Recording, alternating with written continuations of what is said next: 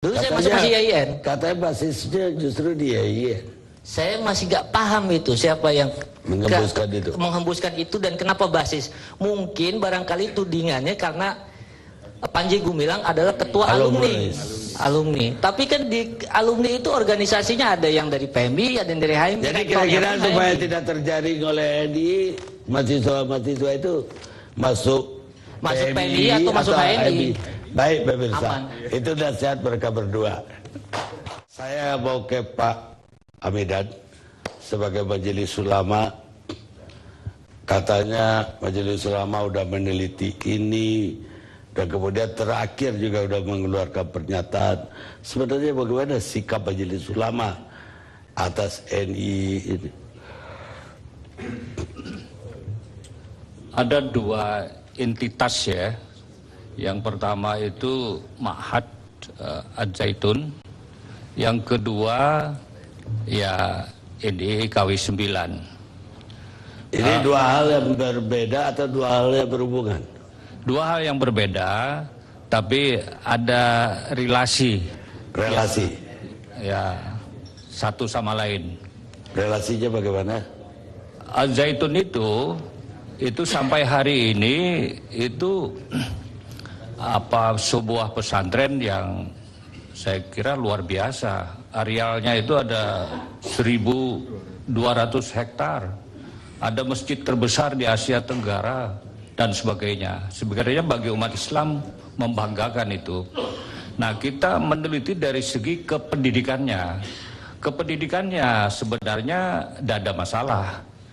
Jadi itu juga kita hubungkan dengan penelitian Balitbang Kementerian Agama yang juga meneliti. Nah, sama sikap kami dan pendapat kami bahwa kependidikannya itu tidak ada masalah. Oleh karena itu Ma'had Az-Zaitun ini demi prinsip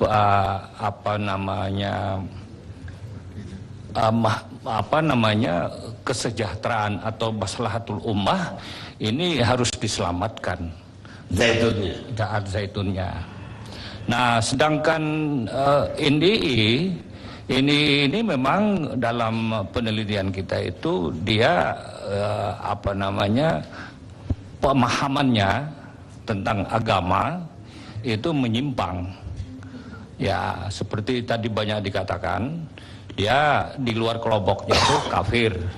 Sehingga ya juga dalam fundraising itu dia menggunakan adagium agama. Pokoknya ini NII ini dari segi pemahamannya menyimpang. Itu domain kami dari segi pemahamannya itu kan. Sedangkan dari segi gerakan politik dan sebagainya itu di luar domain MUI. Nah, ada relasinya yang kita tahu. Ada 3 relasi. Yang pertama relasi historis. Relasi historis itu bahwa pesantren Az-Zaitun itu memang didirikan oleh NII ini. Ada semacam politik etis politik ya, yaitu tadi mau mendirikan pendidikan yang formal. Dia kurikulumnya menyatukan antara kurikulum Depak dan Diknas. Nah, ini relasi dalam hal historisnya. Jadi didirikan oleh hubungan antara relasi yang kedua relasi dari finansial itu. Dana untuk mengembangkan Az-Zaitun ini mengalir dari NII ini itu. Kemudian relasi dari kepemimpinan itu kepemimpinan NII dan kepemimpinan Az-Zaitun itu menyatu dalam satu sosok, satu figur. Panji tadi. Yalah gitu. Nah, penelitian ini sudah kita kita laporkan kepada Mabes Polri. Malah tim kita itu masih ingat saya namanya, siapa yang menerima di Mabes Polri.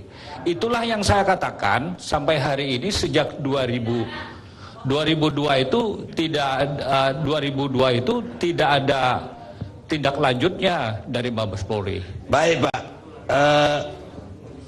yang ingin saya tahu dari Bapak, Pak Hamidan, kenapa dari dulu Majelis Ulama tidak mengeluarkan fatwa untuk ini? Apanya yang dipatwakan? Ini gerakan di bawah tanah. Ini gerakan di bawah tanah dan begitu rumit. Kalau dia cuci otak itu tidak dipatwakan, itu haram. Kalau dia mencuri itu haram. Dia mengkafirkan semua orang Islam lainnya. Itu juga menyimpang. Makanya kita katakan semua itu yang dilakukan dia itu menyimpang. Itu ketetapan kita pada waktu itu. Ingat waktu itu kan. Tapi Bapak sendiri kan tahu relasinya, bahkan pimpinannya satu Panji Gumilang. Ya.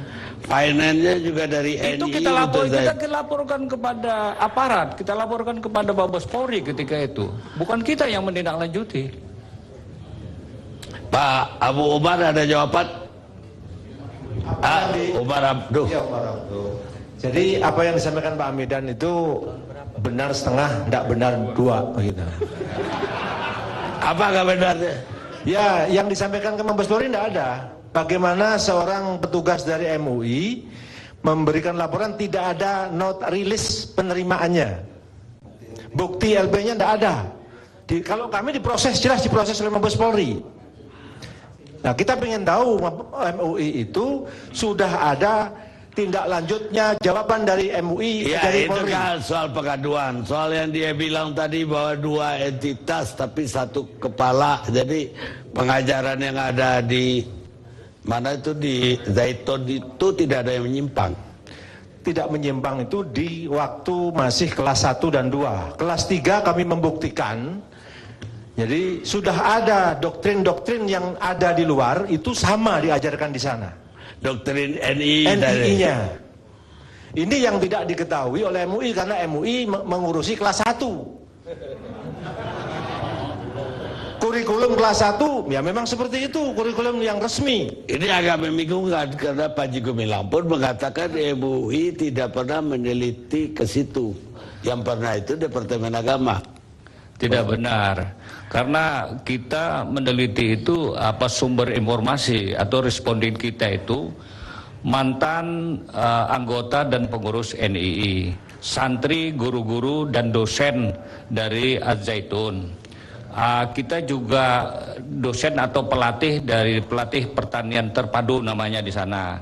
Kita juga dapat informasi dari Mabes Polri waktu itu. Kita juga dapat informasi dari Pak almarhum Z.A. Maulani dari Bakin. Dan banyak sumber.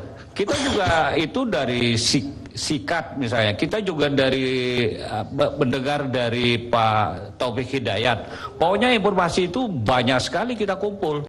Tapi itu kan dilakukan penyaringan sedemikian rupa. Hampir makanya kita dapat kesimpulan seperti tadi itu.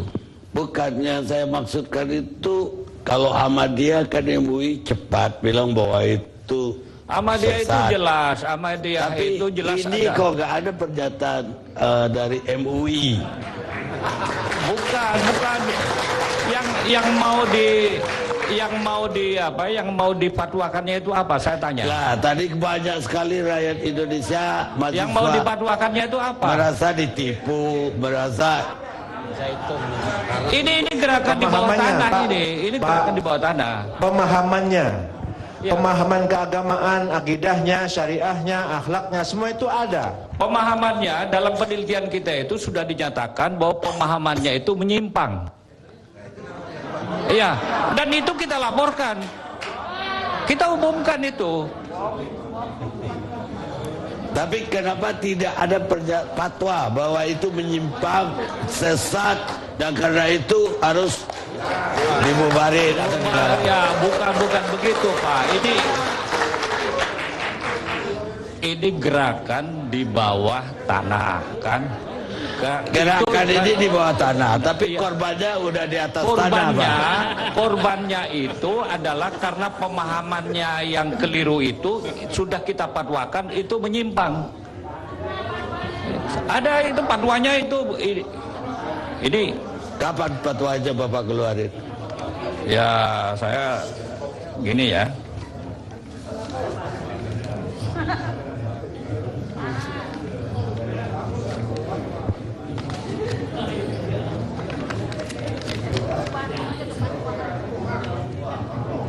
Ini nih.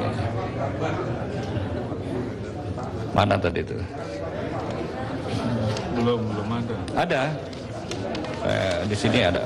Ini kan hasil penelitian ini. Ini relasi. Pernah tidak MUI keluarin fatwa untuk zaitun atau Nah, ini belum. Yang ini, ada penelitian ini saja. Pak ya, terdapat penyimpangan paham dan ajaran Islam yang dipraktekkan oleh organisasi NII KW 9.